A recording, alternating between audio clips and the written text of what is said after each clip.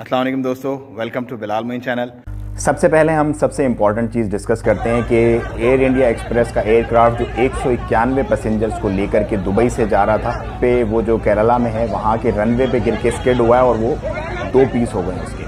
और उसके नतीजे में अभी तक की जो इतलात आ रही हैं उसमें ये है कि 15 लोग तकरीबन डेथ हो गई है, इंक्लूडिंग 2 पायलट। 2 पायलट भी जो थे उसके वो इस हादसे में ज़ख्मी और हलाक हो गए और मज़ीद भी कैजुअल्टीज़ का और इंजरीज़ का ख़तरा है।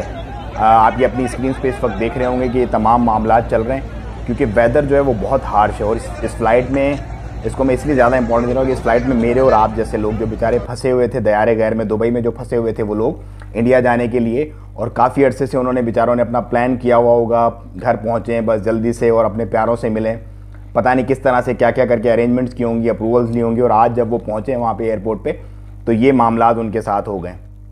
सो ये तकदीर है इंसान की। इंसान जो है वो अपने तई बहुत अच्छी कोशिश करता है लेकिन होता वही है जो उसके प्लान में, उसकी डेस्टिनी में लिख दिया जाता है। 7:48 पे ये लैंडिंग हुई है और रनवे पे, और उसके बाद जो है ये सानिया पेश आ गया है। अभी तक की इतलात के मुताबिक यही है जो मैंने आपको बताया। मज़ीद अगर कोई इस पर अपडेट्स होंगी तो मैं आपको अपडेट करता रहूँगा। आप मेरा चैनल सब्सक्राइब कर लें और क्लिक कर दें बेल आइकन को। आज है माहौल बिल्कुल बारिश वाला, और बारिश अब आई कि तब आई। मतलब प्रेडिक्शन है कि आज शाम में, रात में या फिर कल सुबह बारिश होगी। जो ट्रॉपिकल एक प्रेशर बन रही है, लो प्रेशर्स, वो खुल के बरसेंगे इंशाल्लाह अज़्ज़ा वजल।